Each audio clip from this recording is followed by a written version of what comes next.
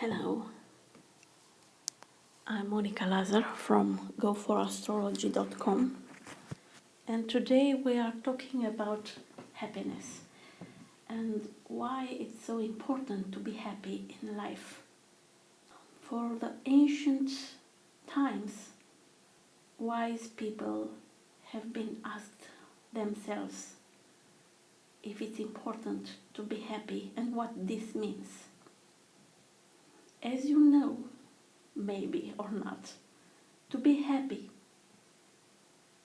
you should identify correctly your values and to attain an excellency grade of virtue, to have a correct attitude to the life and to have a mood. That means you need to be proactive, to socialize and to share. Share your knowledge, share your love, share almost everything with the people you love. To attain the happiness depends also of the ethic. It's logical because to be happy, you have to live in harmony with the other people. And this can be possible only if you respect some common rules. Only material values or to satisfy your senses are not enough to attain happiness. They have a role, of course. We don't need to become extremes and to see and to say that money are not important or sex is not important. What is important is that you must understand that happiness is not something that it is given to you as by default, that you deserve. You need to build your happiness.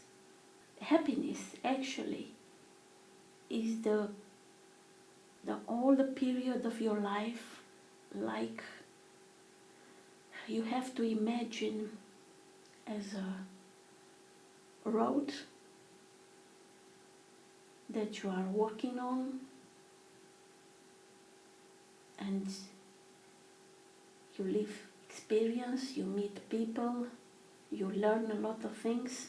It's very important to become and to remain curious all your life and to want to learn all the time something new. Lazy, if you are lazy, you will not be happy. Okay, some of the people will say, oh, it's very nice to be lazy. Not really. Happiness doesn't mean only pleasure and cannot be attained and keep it forever. The human being, it's a rational animal. And this means that also our happiness depends of the using of our mind. You need to be courageous, generous, to be fair with you and other people, to be a friend, and to want to share with the people everything you want to share. And you need to attain a balance, the middle road.